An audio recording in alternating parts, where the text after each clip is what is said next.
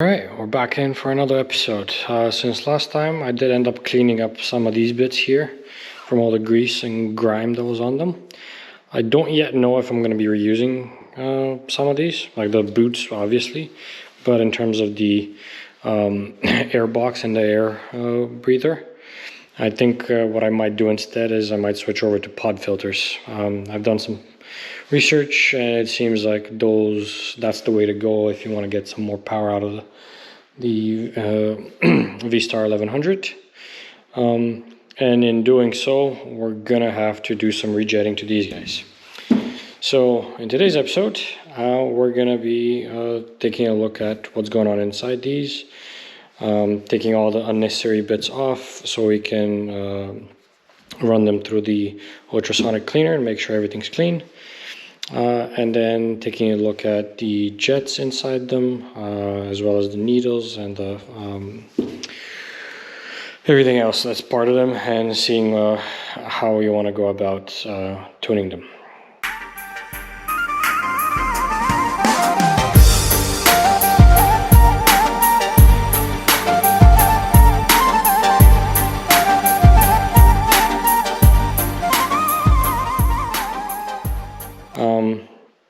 The other different thing that I've done since last episode is I also purchased some new carburetor boots. The old ones on the motor are a little worn and seem to have cracking, like right around this area here where the seam is. So I bought some new ones off of Amazon. At first glance, they look all right. There were some reviews about the caps falling off here and this potentially leaking, but we'll see. I'll have to, I guess, do some testing and see if that actually leaks. In either case, we'll probably end up sealing it with something here, and then as for the plugs on top, we'll just make sure that the clamps that hold them in place actually hold them in place. But either way, these are here for now. So let's get into the carburetors and take off all the stuff that doesn't need to be on them so that we can actually clean them properly. Okay, I've removed the two electrical cables that were on there, one for the throttle position sensor and the other one for the heater. So these are more or less in a state where we can start to clean the outside a little bit, and then we're going to check the insides. So I guess first let's check the tops and see how things stand there. I hope these screws don't get stripped because they are a little bit of a bitch to take off. And take a look at the diaphragms and see how the needles look and if anything needs to be upgraded there. I suspect that I will need to upgrade the needles and potentially add shims to them to space them out so that I can get proper fueling, given that I'll be doing pod filters and an exhaust, full exhaust. So let's clamp this into the vise and see what we can find on the top. Alright, the diaphragm looks in really good condition on this one. There is a little bit of, I'm not sure, some greasy substance, could be fuel in here. The O-rings look in good condition here. The diaphragm itself, if I push it up, you can see it's all good. The spring itself looks in good condition. Same with the lid, it's pretty solid. Let's take out the needle and see how that looks, and potentially take out the diaphragm as well. Well, actually the needle looks pretty decent on this side, but let's take that out because we are going to be removing this completely so that we can ultrasonic clean the whole unit without the rubber pieces. Alright, remove the diaphragms and the sliders on both sides, and you can see how in this carburetor there's clearly a black residue in here. Yeah, I'm wiping it off. That's probably from the carburetor sucking in that good oil that was being blown into the intake. So that's out of the way now, nice and clean. So we're good. Let's flip these upside down and see what's going on with the float bowls and the jets on the bottom side. The bottom cap of one of the carburetors is off. The gasket actually looks in good condition, so I don't think I need new gaskets. Great. I'm gonna leave that here. Now in here, one thing that I did notice is that the float bowls, this should be floating higher up. That valve here is actually not doing jack shit. Like it's supposed to be like springy, it's supposed to do this, but like it's all the way down. So that will probably need to be replaced. In terms of the jets, we have the main one is a 112.5. This one here is a 42.5. And the idle one, I'll need to take it out to see what it is. But we're probably going to be replacing the main one. And probably going to be replacing the idle one. But let's take them out and see what we can see. This, I'm not sure why it's here. Maybe it's a grounding of some sort. But maybe I'll take this off for cleaning. I don't know. Let's take out the jets. Let's take out the flow bowls. Flow bowls. Or what are these? Floaters. This is probably with this. And let's take a look at all those components independently. Alright, so I took out everything. And this is what we find. So we have a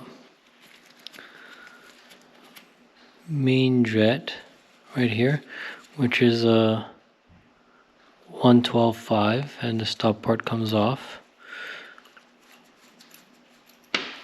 So that's probably the part we're going to be replacing. Okay, we have the idle jet, which is actually what we need. So the stock one is good. That's 17.5. So that will do.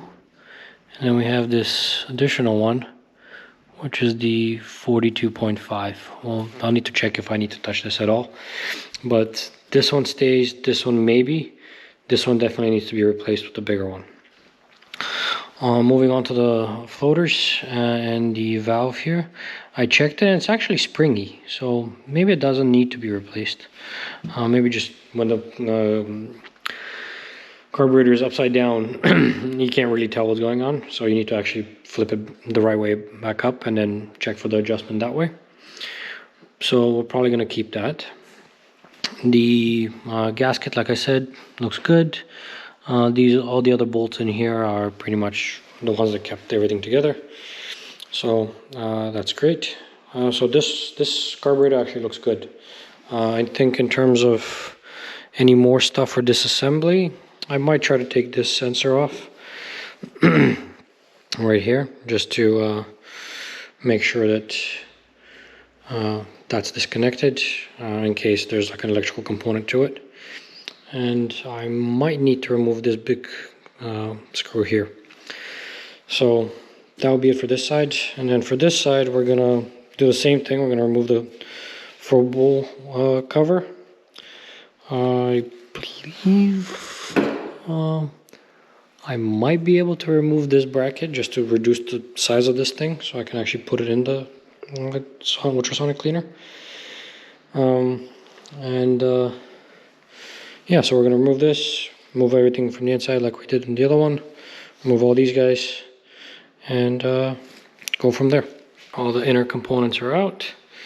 I took off the bracket, and I had to put the bolts that kept that bracket in place back in, because I think they're one of the main bolts that keep the two carburetors together. So since I don't want it like completely falling apart, I wanted to keep that together. So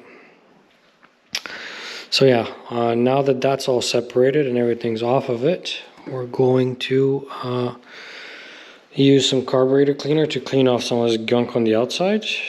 And while we're doing that, we're gonna dump some of the smaller components in the ultrasonic cleaner to get them fully clean and ready to go in.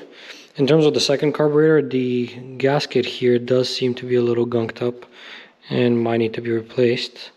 So I might need to order new gaskets here, just to, make sure that everything's fresh. It seems like the gaskets on the main jets also have a lot of buildup on them, so I'll probably need to replace those. Either way, that's minor things. Let's clean this up as much as possible, get it ready for the ultrasonic cleaner as well, and then we'll see where we go from there. All right, after some just straight up spraying with carburetor cleaner, the exterior looks already much better, much cleaner. But as it is with carburetors, the exterior doesn't really matter. It's all about the interior components. So let's take out the ultrasonic cleaner and pop some of these parts in there for some more thorough cleaning. All right, I got my ultrasonic cleaner, got the carburetors in the basket, and we're gonna dump it all inside there. Now this is just hot water, and we're gonna add some ZEP heavy duty citrus degreaser. This stuff I've read that is pretty safe for aluminum components, so I won't discolor them or mess them up in any way, but it is great for cleaning. So we're gonna add a little bit in there just to have something more than just water as a cleaning product. And then we're gonna put it in and we're gonna run it. We're gonna run it on, if I remember this right, pretty much as hot as it will get, or maybe around like 60 Celsius for I think an hour or 30 minutes is the maximum that this thing can run for. So we'll run it for that time, then we're gonna flip them upside down the other way. I'm gonna run them again for the same amount of time. And then these are done. We're gonna dump the liquid at that point, replace it, and then we're gonna run all these small components through there as well. Once everything's clean, we're gonna take a look at what's salvageable, what needs replacement, what needs replacement because of tuning, and so on and so forth. So for now, let's add the ZEP in there, maybe a bit more water depending on how it goes with that, and get it going. Right, and we have it set up at 60 Celsius. Currently it's at 38, and we're gonna run it for half an hour. I didn't get the full submersion that I was expecting, but that's okay because we're gonna flip it upside down and run it again. So here we go.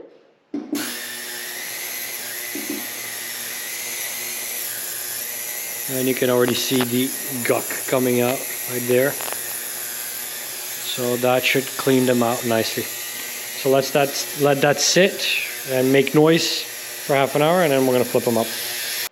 All right, and after an hour of the carburetors being in the water, you can see the water is really dark and murky, and the carburetors are really nice and clean.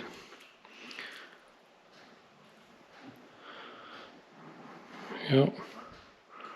All the springs are clean of all the gunk that was on them. All right, so carburetors are nice and clean. Everything's been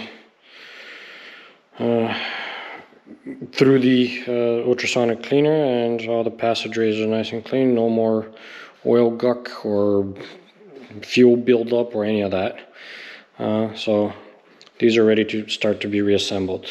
The components at the bottom, same thing. Everything has been cleaned.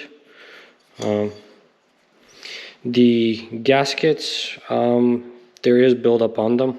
So I don't know if the camera's picking that up, but there is like solids on them. So we will be replacing these, both of them. Same with some of the rubber gaskets on the main jets. Like these also have buildup on them. So I'll have to replace these.